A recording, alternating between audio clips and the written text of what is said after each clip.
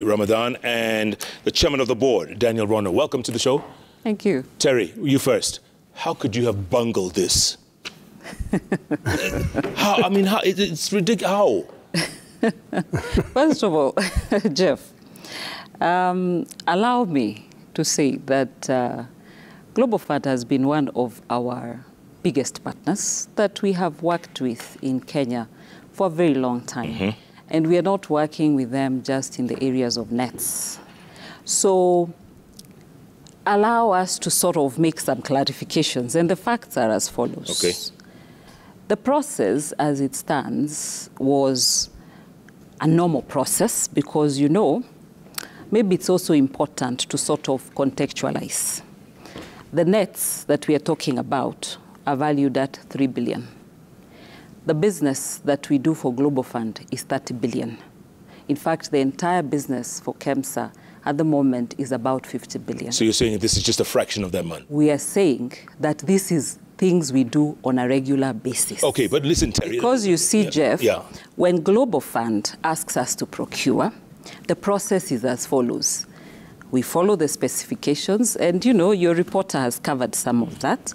And then, once we have given a report, they review, they give their feedback, and then we agree on different pathways. The first pathway may be that we look at the areas that have some levels of concerns and we rectify based on, remember, we are under very rigorous acts, PPDA, and the donor regulations. So we look at it and we proceed. The second pathway may be, no, we wish for you to redo this process again, okay? Yeah. The third pathway is what we've done this time. Okay, but let me ask you this, Terry. Because we can't redo the process because of the timeline, we will go to the manufacturer directly, bring the nets, and then we warehouse and distribute in a multi-sectoral manner. These two companies which were granted the tender, what is it, Partech East Africa Limited and Shobika Impex, so unknown. One of the things that we have to correct, and I'm glad that your colleague has mentioned it, is that this was an open international tender. If you run on the Register of Companies, a company that is not Kenyan, on the Kenyan Register of Companies, of course you won't find it. Shobika Impex is an Indian company. The product is what is registered in PPB in Kenya. So, of course, you're not going to find it. But Shobika Impex has not only done business with nets in KEMSA this time, as they were trying to, they have been there many, many years. Yeah. It's not a new company. Daniel, so has this tender gone? Is this over? I mean, is this tender gone away? It's a process that's continuing. Mm-hmm. Which means as it is. Is it on or is it off? Technically, the Global Fund has indicated to us that we take the route of the manufacturers because of the timelines. And we have concurred because our Kenyan laws cannot allow the timelines if we have to redo the procurement and follow the timelines. So we will be late in giving out the nets in the month of November. Exactly. So we agreed with them that we do the warehousing and the distribution. And they source, because it's a faster process from the manufacturer. Okay. Terry, let me ask you this. Was there any outside external pressure to ensure that this company got this tender? Absolutely not. These are companies that have been working in that area. And, you know, we need to be very, very, very also careful to remember that KEMSA is not a commercial entity. KEMSA is an entity that was created to ensure that Kenyans get medicines, or what we call health products and technologies, okay? So the end game is not, we must hang on to every other business that we are conducting with, you know, these donors, that the services that we offer them. In this particular instance, it was very necessary to be able to meet the needs for our Kenyan citizens to allow the more expeditious route of Global Fund going directly instead of us having to redo the process. Queries on a procurement process in a procurement agency globally are normal. because we have the PPDA, and then we have the regulations of that particular donor, another donor, another donor. As you go through the evaluation criteria, there will be things that they will need clarifications. That is a normal process, and it's not the first time. In fact, even I think 3 or 4 years ago, Global Fund yet again went this route to get them from WAMPO. Okay, let me ask you this real quick. KEMSA is literally just still recovering from the 10 billion shilling COVID-19 scandal. Yes. Do you want to admit to Kenyans here that KEMSA is the home of scandals? No. I think that the KEMSA that we have post-COVID is a KEMSA that is really working very hard to prove itself that it can actually be the institution that Kenyans can rely on for their medicines. Okay?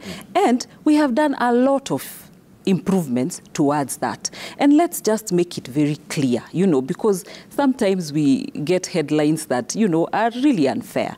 There was no awards. These were recommendations. Nobody has been awarded anything. Nobody has been contracted anything. So there is no money, no public money lost.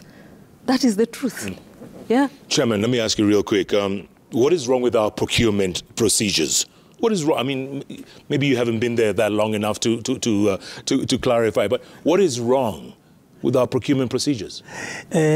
Technically, there's nothing wrong. We are following the procedures as they are. Of course, we have requested to be actually not to be doing the way the Kenyan laws are doing, so that we are able to deal with manufacturers direct and lower Why would Global pricing. Fund remove the tender from KEMSA and give it to someone else? Why? They haven't given it to someone else, Jeff. They have gone to the manufacturer that they have a contract with for expedition of timelines. And that was very clear in the Global Fund report, that given the timelines, it's better we buy from WAMPO. Then the distribution and warehousing will follow the usual process where we warehouse, we distribute in a multi-sectoral approach using various agencies that are in that space that we work with. But does that leave you with egg on your face sort of thing? Because, you know, obviously they don't have faith in you. No, I wouldn't say that, because as I said, we are handling over 30 billion of Global Fund products. In fact, even in another week or two, we will have another Global Fund tender out, just like many others we've been doing.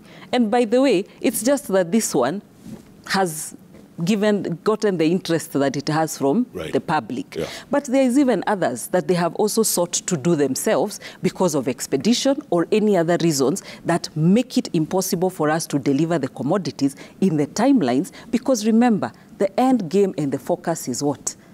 As the president keeps telling us, for UHC to work, we must have Dawa Mashinani.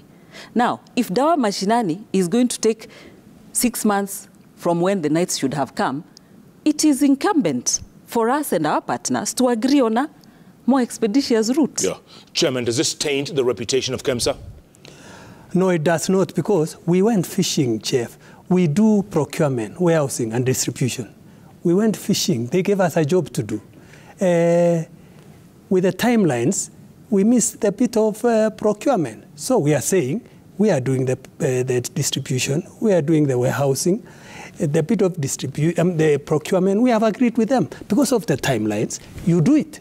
Yeah. Use the route that is in place so that we do not in any way inconvenience our people. Our patients. Yeah. Our patients. Terry, do you have faith in the tender committee?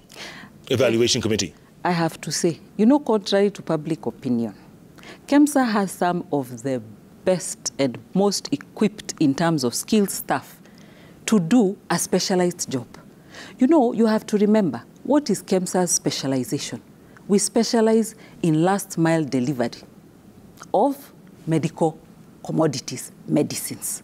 It's not a job that you just wake up and you go and do. You have to actually have some certain skill set and experience. For example, the people who work in the warehouse. If, say, for example, Jeff, we were to get you to come to our warehouse and you have to be picking medical commodities and you have to pick amoxicillin 250 mg. A what? Amoxicillin 250 mg. It's an antibiotic.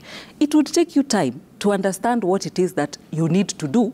And remember, we have promised Kenyans that in all these transformations we are doing, we need to be getting those medicines to the farthest, the most remote, Tiati, Sijuilo, Yangalani, wherever it is, within 7 days. But the committee flagged two companies that had been cleared. These are the companies. Oh, you cleared the two companies that had been flagged? We did, and we stand by those decisions, because if you look at the detail of it, they were responsive. We may differ on terms of what exactly is it that they have looked at, and that whole comprehensive report has been done. But we stand by the evaluations that we did, and we agreed with them that since there is this query that has been raised here and this one that has been raised here, if we are to redo this, we won't be able to do it in time.